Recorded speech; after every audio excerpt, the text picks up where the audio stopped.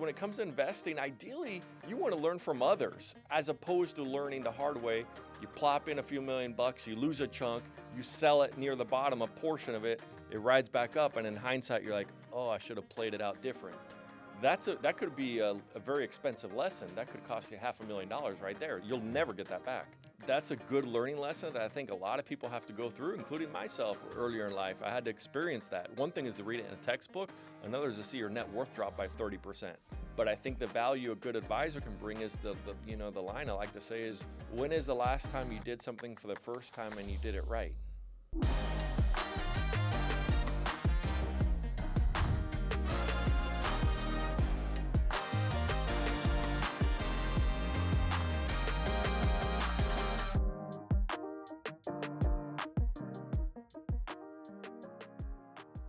All right, Robert, you ready to talk about 20 years of being in the industry? I'm ready, but before we talk about the 20 years, I think we have to give note to the fact that today is our anniversary of being partners, business partners for so long. And I know you probably forgot, but I knew it was today. Somebody told me it was Friday. Yeah, marketing told you that it was coming up. Congratulations. So that you wouldn't forget. But I Happy just remembered, anniversary. Yeah, I remembered just because it was kindness of my heart and just how much you mean to me. But over 11 years together, and more than 20 years in the industry for us, but over 11 years together. Feels like 10 minutes underwater. Feels like 20. But anyway, so happy anniversary, Glenn. Thanks, Robert. So now where are we at? Well, I'm excited to dive into. I know we're calling this 20 years in the industry. Obviously, I've been in the industry a little bit more than that, having started in 2004. Mm-hmm. But I'm excited to share some things that worked, some things that didn't, and how my view on certain things has changed after working with hundreds, if not thousands, of clients at this point. I know. As I was thinking about today, and you reminisce and you go back, and I'm sure it's the same for you. You go back 20 years ago, and you think of all the things that the industry tries to teach you in that first year. And all those things that it's like the fire hose effect, right? All this knowledge is being thrown on you. And I remember a couple of years in still realizing, I go, man, I don't know much. But then now, 20 years looking back, you kind of go, wow, how the industry has changed and what I thought worked, how it didn't work, and how different advice came from different places. So yeah, that's the tough part when you're getting coached or starting a new industry, right? When I was at Lehman Brothers or A.G. Edwards, and you're in a classroom with 50, 70 financial advisors, and they're trying to teach you, which I appreciated. I learned a lot, but it's kind of a one-size-fits-all. Yeah. Now, I understand why they did that, because if you have 60 people you're trying to teach how to build a plan, you can't get into nuances of how each one might be different for whatever reason, client personality or unique situation. And earlier in my career, I don't think I had enough appreciation for that, right? I did think, one size fits all, and that just comes with experience. You learned how to differentiate scenarios. Well, you just brought it up. You said earlier in your career. So tell me something. What is something that you used to tell your clients early in your career that was kind of, let's call it best practice? Sure. But that later you realized wasn't and might not be the best? So one mistake I made earlier in my career is I was trying to make my clients as much money as possible, right? So if I sit down with somebody, I'm trying to profile them, how much risk they want to take, and I'm focused on how do I make them the most amount of money possible over, say, a 5-year, 10-year period of time. So just selling performance at that point. Selling performance, but honestly, I didn't even need to sell performance. Like they I think they would have worked with me anyways. Mm-hmm. But I was focused on setting the allocation of the portfolio, perhaps more slanted to stocks than it needed to be. Mm-hmm. And my rationale was, if I'm sitting down with a 65-year-old, I always try to treat people like I would want to be treated. And I remember thinking, okay, I'm 65. This person, I remember a gentleman who's still a client, who I would think of. They don't need their assets for another 4 or 5 years. They were going to retire close to 70, and that's when they're going to start Social Security. And the thinking was, at the time, like, how do we make them the maximum amount of money? I did profile him in terms of how much risk he was comfortable taking, but I don't think I did enough proper follow-ups, right? And I took it for face value, which I think a lot of new financial advisors do or new do-it-yourselfers do. they go, how much am I willing to how much risk am I willing to have in a portfolio?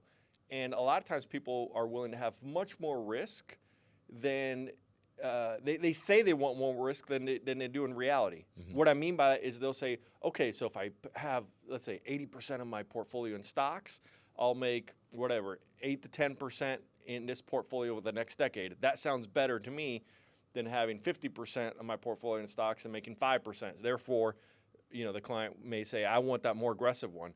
And the point that I don't think I double-clicked on enough is doing those follow-up questions. Okay, well, if the market did drop, how much are we comfortable with? 10, 20, 30, 40, 50% drop? And so we did do a risk tolerance profile, but it was very superficial. And I think the key comes into the follow-up questions, right? Well, is your spouse comfortable with that drop? What would we perhaps change in a portfolio? So I think to summarize, one mistake I did early on is being so focused on making a client money that sometimes I let the client dictate that we were more aggressive than they could have been otherwise, right? So does that make sense? It does, but I'm going to stay on that same vein and say, what mistakes have you made because you underestimated clients' behavior? It's the pain. It's not realizing that the pain of losing $1 is twice as painful as the pleasure of gaining $1. Does that make sense? So like if somebody has $3 million, you make them 10%, they're up $300K for that period of time, that few months or whatever the period of time is. The pain of if they lose $300K, so they have the 3 million, now they're 2.7. The pain is almost like if they went down to 2.1 million, they lost 900 grand. And the reason that's so important is because sometimes clients at the bottom or near the bottom, right, they lose a chunk of money and they semi-panic and they're like, hey, should we go more conservative? Do we get out of stocks? Do we do this? That's a problem because you don't want to do that. Now, oftentimes the lines I'll use is once in a while clients still will do that if the market drops 20%. Hey, should we get more conservative? And my response is, look, we can. I would not right now. If your appetite for risk changes, which it seems like it does, because when we met, 90 days ago, whenever you said you were comfortable with a 25% drop, and we're only down 13, and you have some anxiety there. What I would do is let's recover your money first, and then yes, let's look at reducing your risk exposure. Now, what's probably going to happen, Mr. Client, is I'm going to remember this conversation. I'm going to document it, put it in Salesforce, and remind you when we make the money back. I don't know if that'll be 1 month, 2 months, 4 months from now. I don't know how long it's going to be. But when I call you and I'm like, hey, we made that chunk of money back. We discussed last time we lost some. You're a little concerned about the losses, and you wanted to be more conservative. Now's the time to do it. And what the client more often than not will say is, well, no, actually, I feel better now, right? Because they're being very emotional. They're going off of the recent performance in the portfolio. And you always want to think as an investor of what is going to happen going forward, not in the past. Meaning, if my portfolio just lost a chunk of money, assuming I'm invested intelligently, I should be more excited about my portfolio, right? If you like the stocks yesterday and today, they're just cheaper because they went down and the fundamentals haven't changed. It's just due to maybe a global war or something that spurred it. COVID happened, right? And dropped the market, which recovered very, very quickly.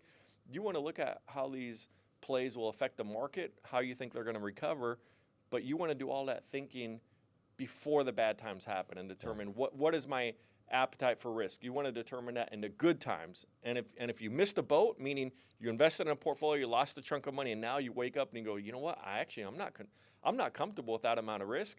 Recover the money, assuming you're diversified, right? I say assuming you're diversified because let's say you invested in 2 stocks and one went under. Well, you'll never recover. You don't want to follow that. What do they say? Catch the falling knife. Catch the falling knife, yeah, by keep buying it. Yeah. But if you're assuming you're diversified, whether it's a diversified portfolio, S&P 500, whatever the case may be, it's going to come back. I don't know when, but it'll come back. And then you need to look at yourself in a mirror and go, okay, truly, what risk am I comfortable taking? And you need to decide that in the good times and stick to it. You can't play Monday morning quarterback and later lose the money and shoulda, woulda, coulda. You need to decide in the good times what you're willing to lose. Yeah, I I think that's a really good point because it's funny, as long as we've done this, the psychology that goes into the mindset of people when it comes to money, Sure. right?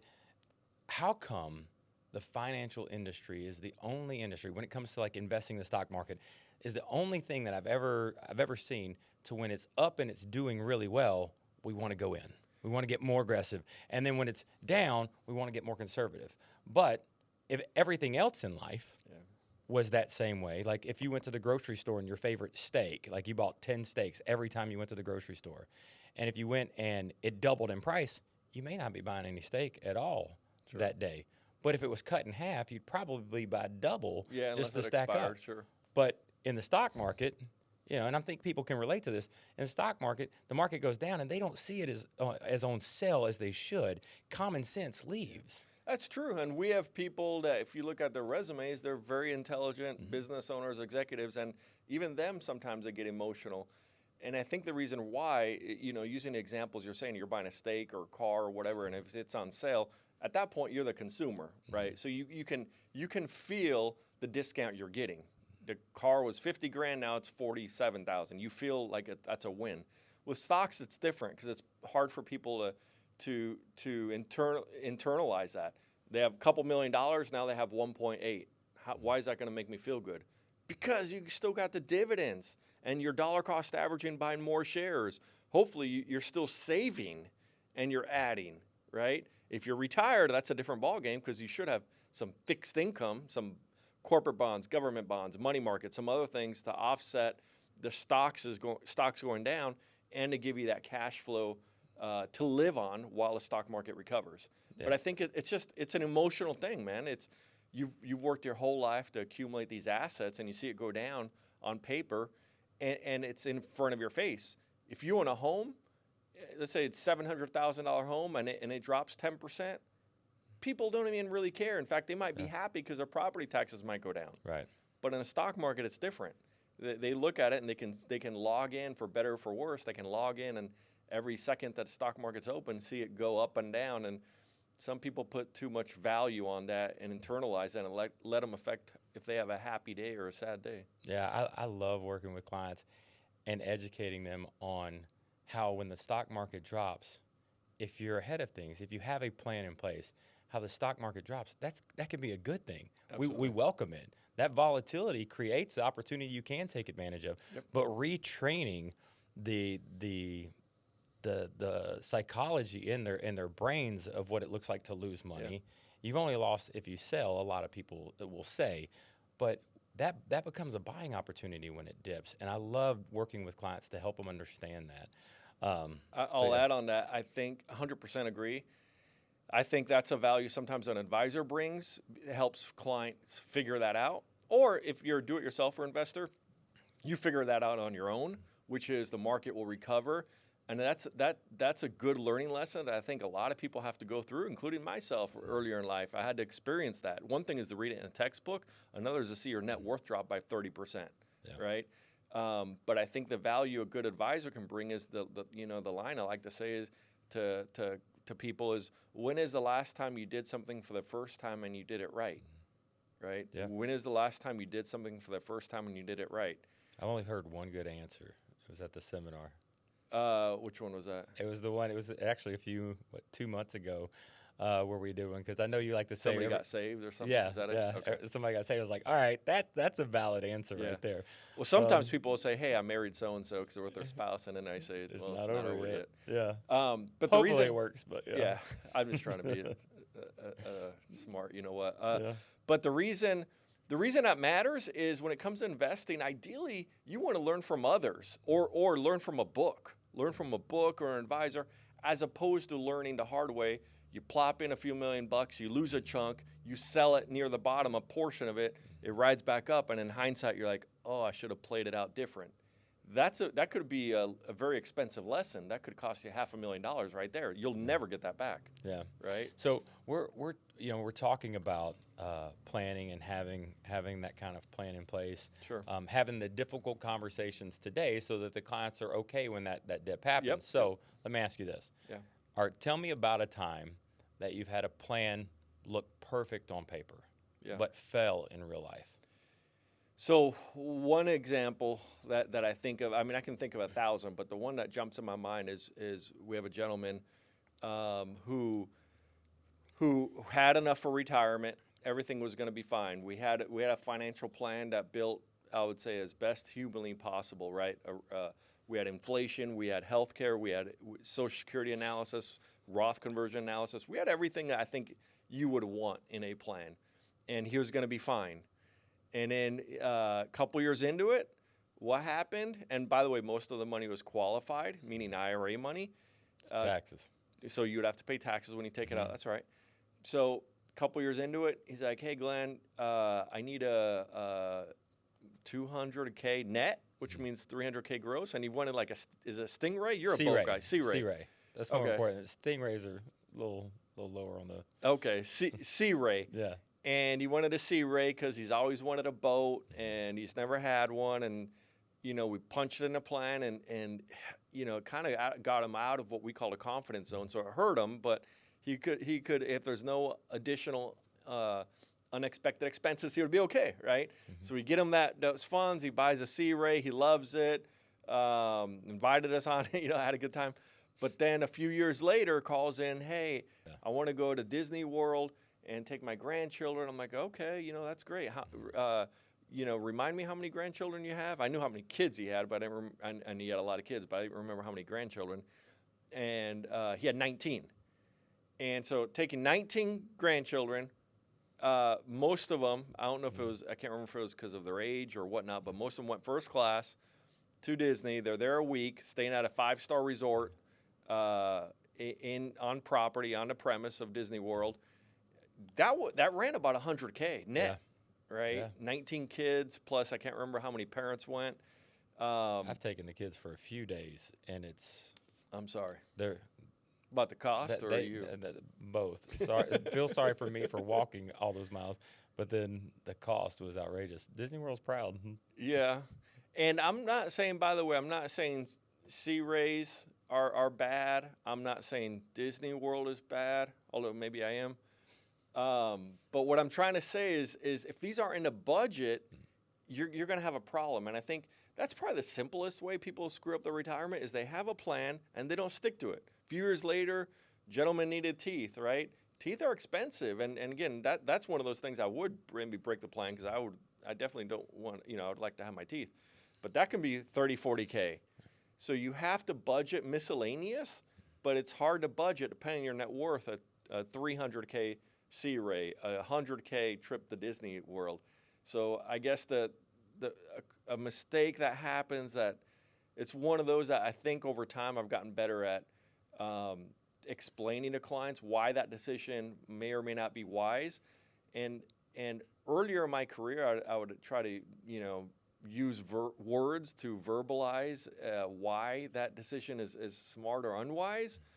But what I've loved about technology is I've been able to grab technology now and show them ink on paper or on a Zoom share screen. Hey, if you do this, this is the ramifications. And sometimes they still end up doing the decision.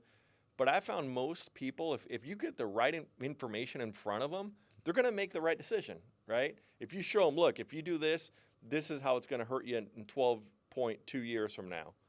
Literally, this. Now you might think, well, can you predict that exactly? Well, I might not predict it exactly, but I promise I'll be in the ballpark, right? So because you're talking about different things that have happened through the years, how has your approach to client conversations changed throughout the years when you're going through stuff like that with people?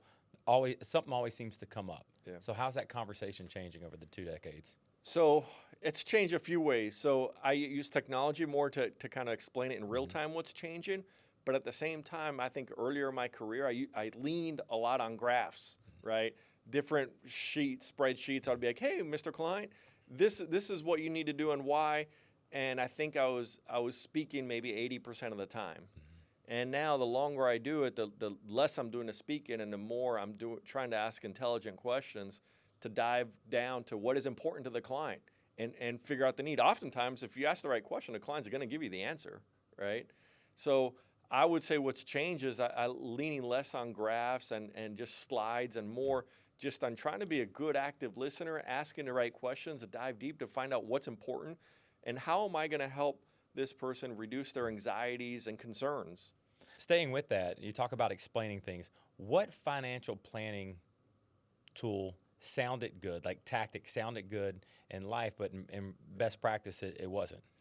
The auto-rebalancing, right? Earlier in my career, that was all the rage. Make sure the portfolio is set up. Every 90 days, you want to rebalance, sell some of the winners, buy some of the losers. Why is that? Well, in theory, you're continuing to buy things that are cheaper, right? So if you have a stock that goes way up, sell it, or if you have a ETF or a sector, whatever the case may be. So every 90 days, sell a little bit of the winners, buy some of the losers. Or if you have a portfolio that's 80% stocks, 20% bonds, if the stocks do really, really well, sell some of the stocks and buy some of the bonds after that 90-day period. Or vice versa. If the stock market does terrible, after 90 days, rebalance, sell some of the bonds, buy some of the stocks. Isn't that what we were talking about earlier? Is like sell when you're up? You do, but I think where people make a mistake, even advisors, is they take it too literal. They'll put on their calendar every 90 days, I'm going to sell some of the winners, sell some of the losers. You want to be tactical about it, right? You want to be tactical about it for several reasons. One is tax reasons. What if you sell it today and now you have a short-term capital gain? You could have waited another month, and now you have a long-term capital gain. Cutting your taxes could You created be in half. taxes, and when the markets rally, they tend to rally for a while. So think of, I don't know, pick a stock that's in our portfolio. NVIDIA. So full disclosure, we do like it, and yes, it is in our portfolio. I'm not suggesting you buy it right now because of where it's at. Nevertheless, if you buy NVIDIA and it keeps rallying, right, and you sell it because, man, now it's at $100. It's done so well. I'm gonna sell that, and you buy this other stock that's been a stinker. Well, guess what? You sold that at 100. It's about 175 right now. You missed out on that. So you want to look at it a case by case and not just a blanket. Hey, it's up, we sell some. No, I've heard people say, well, I'm a disciplined investor, or even advisors, so we do this process. That's not how life works. You need to take a scalpel approach, not just a shotgun approach and blast everything away just so it fits in your model. So from a tax standpoint, I don't think makes sense. You're going to leave money behind on the table. I think in terms of when stocks rally, that most of your gains, if you're an investor out there and you have individual stocks, you know this to be true. If you look at your portfolio, most of your gains have probably only come from a handful of stocks, right? If your portfolio last year's up 20%, every stock on average is not up 20. You have some that were down 10, some that were up 3, some that were up 60. Had you sold out one that was up 60, now your performance is jaded. You know, it's all messed up.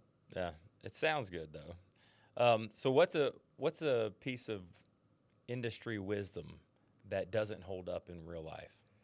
You know, I would say buy and hold. Earlier in your career, and even now, people say buy and hold, buy and hold. Yes and no. I think, you know, we have some stocks. I've been doing this over 20 years, and I have some clients who have certain stocks for over a decade. So I would consider that buy and hold. Whenever we add a stock in the portfolio, the intention is forever. But the reality is you need to be on top of it. If the facts change, your opinion needs to change. Just because you told somebody, hey, I'm a buy and hold guy, if something's changed with that market, that stock, you need to relook at it and see if it makes sense. And I think people get these prejudices, or they get these quick little sound bites, you know, buy and hold, et cetera. Yes, you want to be at buy and hold, but you want to pay attention. I mean, look at Warren Buffett, right? He this year, he bought Bank of America 10, 15 years ago. I guarantee you when he bought it, his intention was to hold it forever. Well, he just sold a massive chunk this year and last year. You know, he's even making adjustments. So you want to, he did the same thing with Apple, by the way. That's another one just jumped in my mind. He reduced the position in Apple. By the way, I like Apple, so I'm not knocking Apple. But my point is this is somebody that's the biggest buy and hold guy ever out there, yet he's making adjustments in real time on what makes the most sense for the portfolio.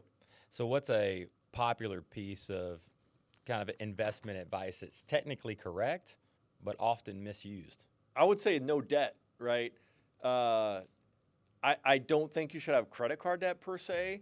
We're affiliated with several organizations, and they hate debt. I personally will tell you, I have a credit card. I do pay it off every month, though, so I'm not paying interest.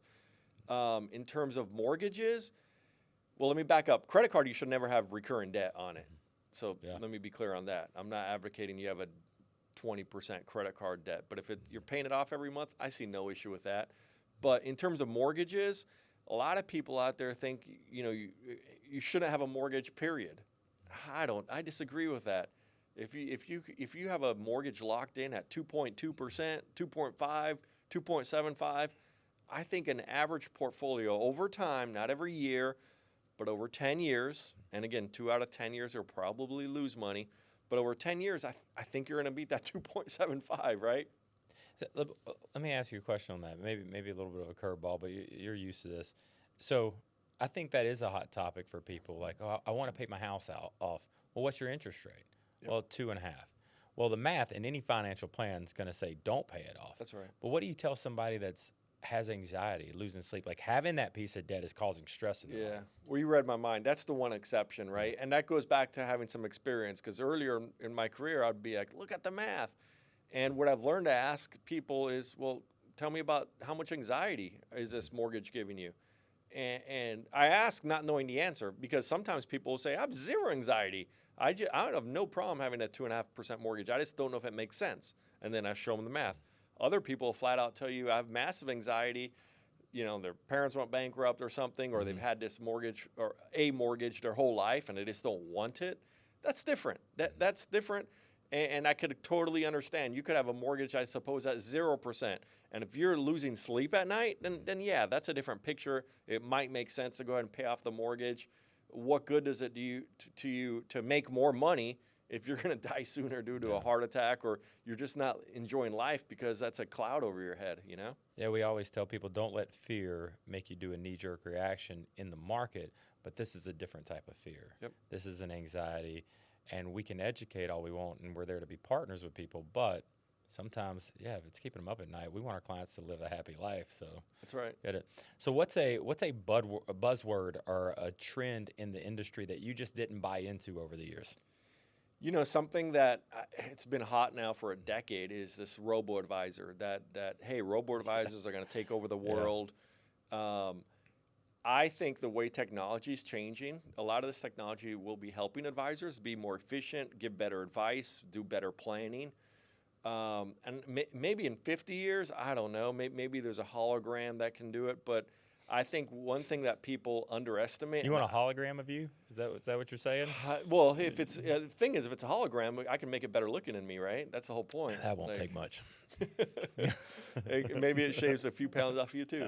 Whatever it takes. And you remember in a couple episodes ago, I was working on my six-pack. Yeah, we're getting there. We're getting there. A lot of the comments on YouTube were saying that it's not working out. They said it was fantastic. Feel free on YouTube to add if you think Robert has a six-pack or not. I'm pretty sure. Depends on the month, and if I'm going on vacation the next week.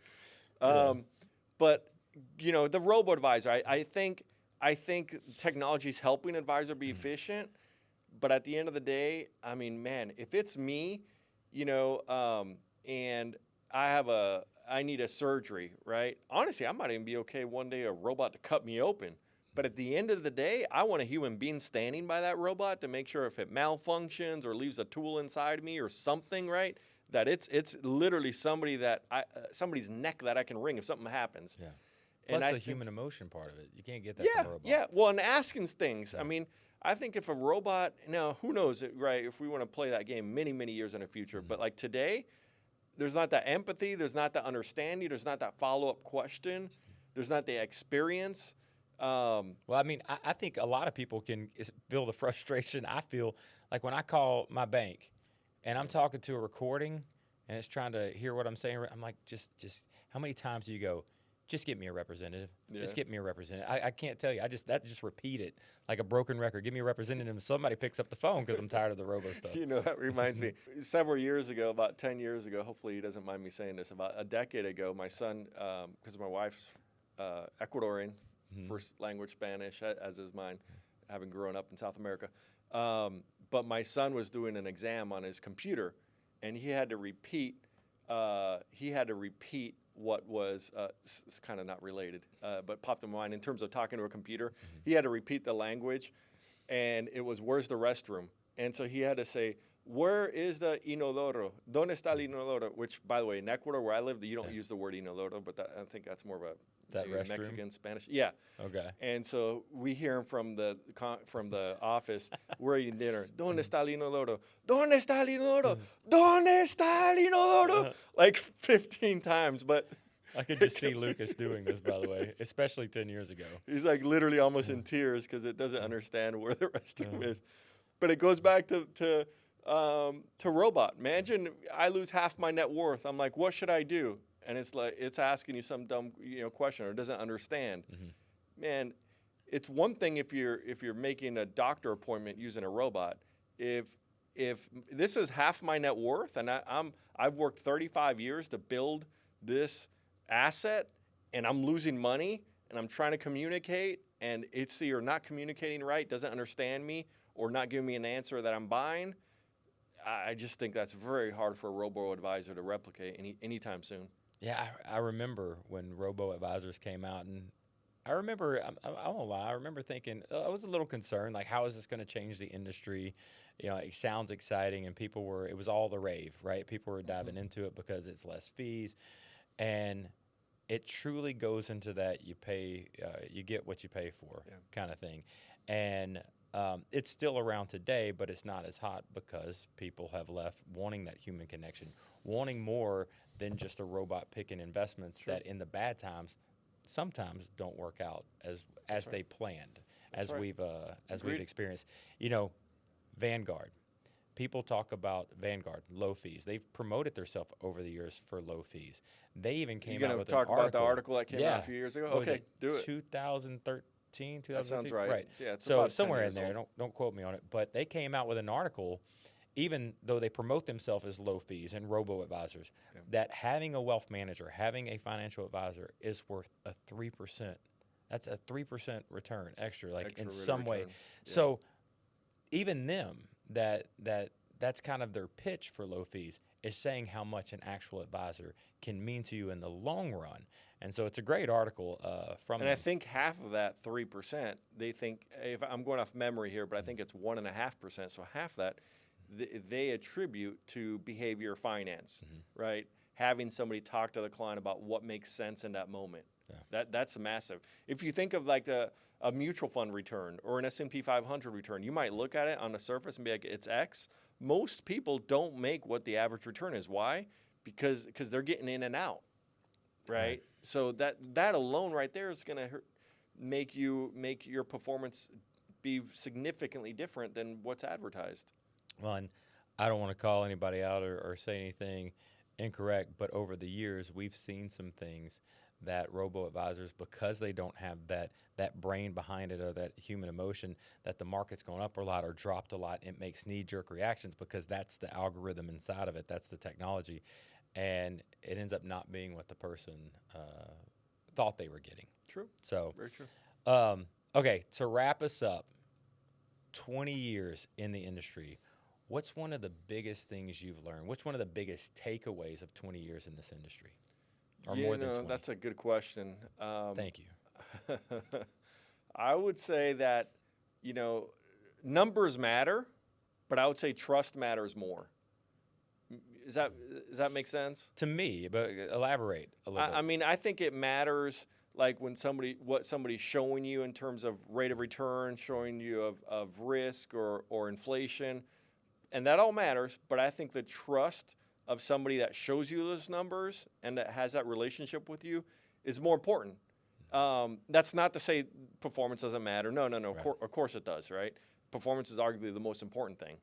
But I think to have that trust with somebody that's listening, that's on the same wavelength, that's developing a plan, developing a portfolio that's tailored to meet your needs is more important than just Googling what's the highest performing rate of return mutual fund or whatever, because past performance doesn't guarantee future results, and it's just selling you something. There's no relationship. There's no trust there. Plus, you could take unnecessary risk. I know Yeah. one of your lines that you love is Well, it's Warren Buffett. It's I Warren stole Buffett's it. lines, right? But that you love to kind of regurgitate back out is why risk money you need to make money you don't need. Yeah. And I guess that's what you're saying.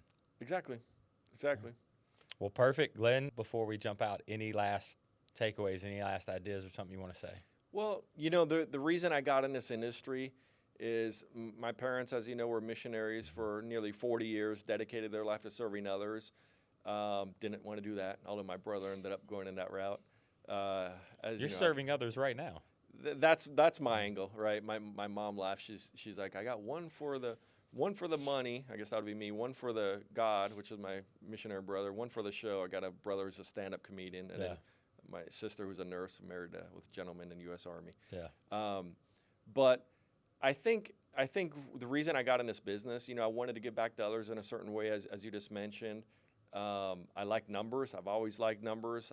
I like, there's like a magic with numbers of understanding what somebody needs and working a magic and trying to show them how you can add value. And it's my way of giving back to others. You know, I feel like at the end of the day, I like to live for my eulogy, not my resume. So I'm focused on what impact can I have on others the rest of my days, you know, and there's different ways to adding impact. When I was smaller, I thought, you know, maybe the only way was to be maybe a missionary or whatnot. But I think there's a lot of other ways you can add value to people and reduce that anxiety and that concern and be there for when they need you. And to me, that makes me feel like I'm adding value to people's lives. I 100% agree. The effect we make on people's lives is awesome. Before we jet out, we have a mailbag question. Okay, let's You do ready? it. Yep. This is from Carol. Okay. How do you measure success in a financial plan? I think success is based on the goals, right? Some of our clients' success is enough cash flow for them to retire. Other ones, it's certain legacy assets. They want to leave a certain dollar amount to their children, to their grandchildren. How much taxes to pay, and how can we control that? Roth conversion analysis. So I think success is measured on, are we accomplishing the goals that the clients articulated? Yeah. You know, and I would argue if the goals aren't realistic, are you getting through to the client and saying, look, this isn't, we have $3 million. It's not realistic for you to live on $300K. Yeah. Nobody on the planet can generate a $300K cash flow for eternity. It might be a year or two you can do that, but not going forward. So I think, let me summarize that. Success would be getting on the same page of the client, and then whatever goals they've articulated, if we're on the same page that they're achievable, achieving those goals. That would be success. And I would say, if I can add, having the tough conversations today so that you can avoid potential potholes and shortfalls in the future. You mentioned taxes and Roth conversions, which many plans don't even focus on. But then healthcare, biggest expense in retirement, people aren't prepared for. Social Security, all of these different things. So to me, as well as yourself, having a financial plan is taking all those nuances that could be important to someone that they may not even realize is important to them. That's right. And adding it in. All right, thanks again, Glenn. And I want to thank everybody for tuning in today. And remember that if you have any questions or any comments that you'd love to make, please feel free to put them on YouTube or any of our other channels. Until the next one, thank you again.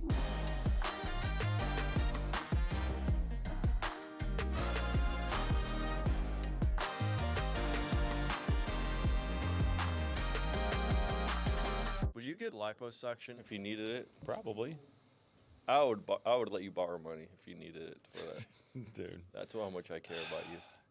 You know, just because you're insecure about your own body. Can you see the pits getting sweaty? Okay. Not yet, but by the end of this.